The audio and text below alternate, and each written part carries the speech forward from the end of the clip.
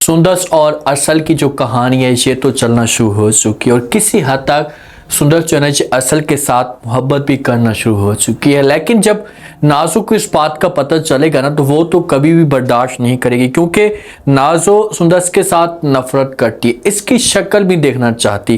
पहले मरियम इसके ऊपर आकर अजाब बनी हुई है और नाजो मरियम को इस घर से निकालना चाहती है, तो ऊपर से ये लड़की आ जाए तो इसके लिए बहुत बड़ी मुश्किलात खड़ी हो सकती हैं। अब इनकी जो आगे की कहानी होगी मजीद कैसे बढ़ेगी अगर ये खुलकर अपने घर वालों को बताना शुरू कर देते हैं।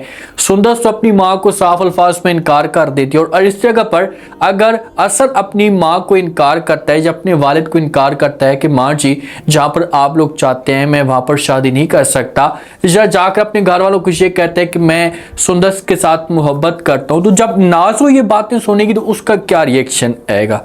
क्या वो ये सदमा बर्दाश्त कर पाएगी? देखें कि नाजो की ये सोच थी कि यार चलो मरियम इस घर के अंदर आ रही है तो मैं मरियम के ऊपर इतना रौब जमाऊंगी, इसको इतना ज़्यादा प्रेशराइज करके रखूंगी कि इसे तंग हो जाएगी और जानबूझकर हमेशा के लिए इसे घर छोड़कर चली जाएगी, या उमर के सामने खुद डिमांड करेगी कि आप मुझे तलाक दे दें और मुझे हमेशा के लिए अपने घर से निकाल दें। लेकिन ऐसा कुछ भी नहीं होता और नाजो का ये जो ख्वाब होता है ये सिर्फ और सिर्फ ख्वाब ही बनकर रह जाता है।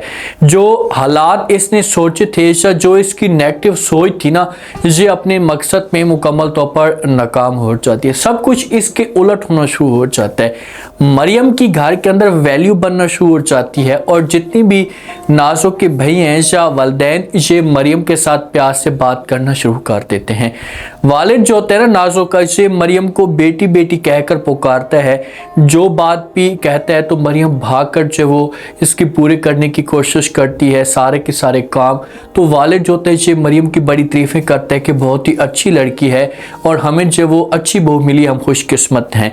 तो नाजो जब ये बातें सुनती है तो समझो कि इसे तो ऐसी ये बातें तीर की तरह बिल्कुल बुरी लगती हैं कि भाई आखिरकार मेरे वालिदैन मरियम की तारीफें कैसे कर सकते हैं। तो इसी वजह से अपनी माँ के पास जाती है, जाकर अपनी माँ के साथ बात करना शुरू कर देती है। अपनी माँ को कहती है कि हाँ जी ये सब कुछ कैसे हो सकता है, पापा जान जो वो मरियम को बेटी बेटी कहकर पुकार रहा है, कल तक तो उसे कुछ और समझ रहा था कि मैं मरियम को कभी भी जो वो इस घर के अंदर कामयाब नहीं होने दूंगा, और अभी से कुछ दिन ही आए हुए और इसे अपनी बेटी जैसा इसे मकाम देना शुरू कर चुका है, सब मेरे बराबर लाकर इसने खड़ा कर दिया। जब ये बातें माँ सुनेगी तो इसे नासो को समझाने की कोशिश करेगी, इसे बोलेगी कि देखें बेटा वो सब कुछ ठीक है, आप ठीक बातें कर रही होंगी, लेकिन हम उसको अब इसी तरीके से मकाम ही देंगे, हम उसे बेटी कहकर ही बुलाएंगे ना, नफरत की निगाह से तो नहीं देखेंगे।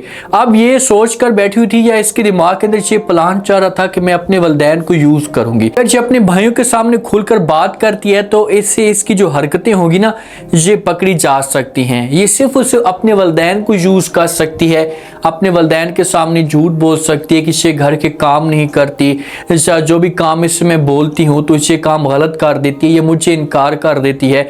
लेकिन जब वालिद जब माँ काम बोलते हैं तो मरियम तो भाग कर काम करती है और सारे के सारे घर को इसने संभाल कर रखा हुआ है।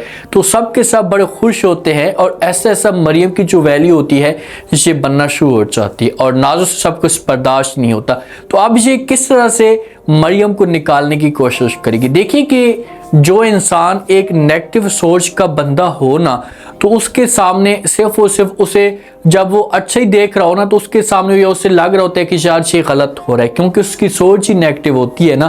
तो अब नाजो की यही सोच है और ये ऐसी ऐसी गलत बातें ऐसी जगह पर कह देती है कि बहुत ही बुरा लगता है मरियम को, लेकिन मरियम बर्दाश्त कर रही है। उमर की वजह से बर्दाश्त कर रही है या बाकी भाइयों की वजह से बर्दाश्त कर रही है। जो अरसल होता है, अरसल की भी कहानी चलना शुरू हो चुकी है सुंदस के साथ। सुंदस की माँ तो बार बार जो वो सुंदस को मजबूर कर रही है कि आपकी अगर शादी होगी, बहन है शमा ये बार बार सुंदस को कह रही है कि आपकी जो शादी होगी ये सोनी के बेटे के साथ ही होगी, मैं सोनी आंटी को जाकर हाँ कर दूंगी। लेकिन आगे से जो सुंदस होती है ये इनकार कर देती है और कहती कि आप जितना भी जोर लगाना चाहती हैं लगा कर देख लें, लेकिन मैं जो शादी नहीं कर सकती।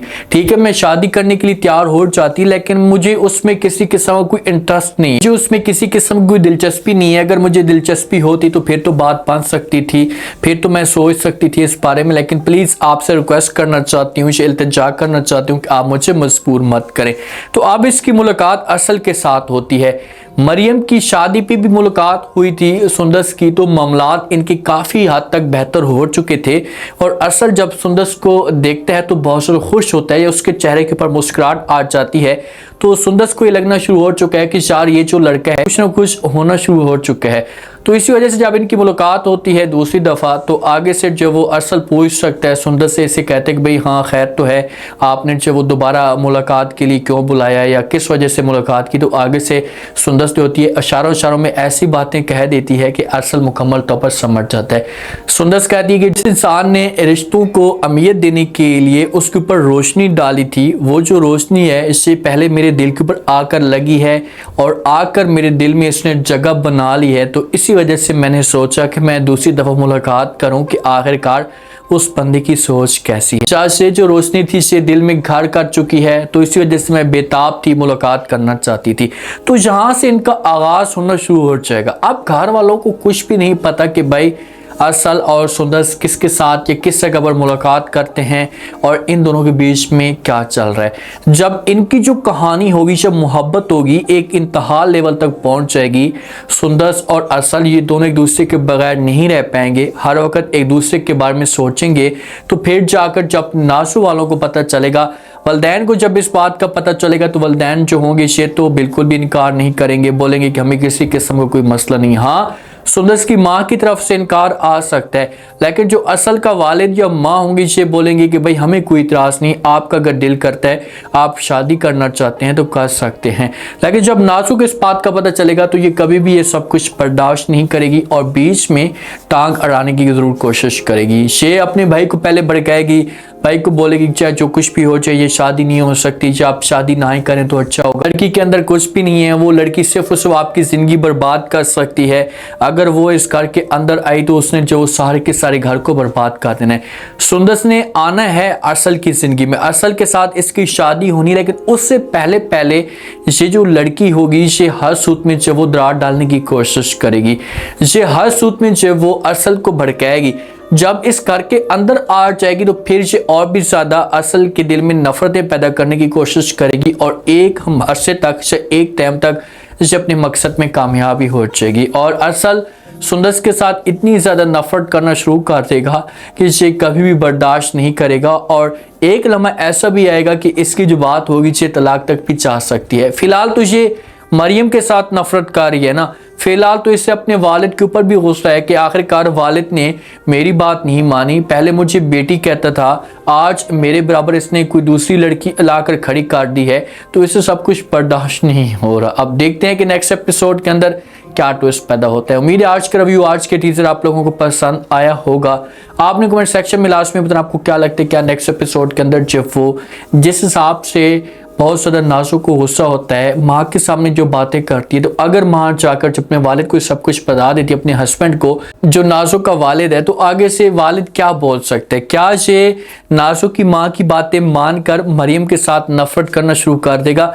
अब ये उमर को किस तरह से भड़काने की कोशिश करेगी? उमर के दिमाग के अंदर क्या बातें डालेगी जो उमर जो होगा उसे नफरत करना शुरू कर देगा मरियम के साथ या नाज़ुक के साथ? दूसरा, अब असल अगर घर वालों के साथ जाकर बात करता है तो आगे से घर वालों को क्या रिएक्शन आता है, लास्ट में फीडबैक दें और सब्सक्राइब भी लास्ट में करते हैं।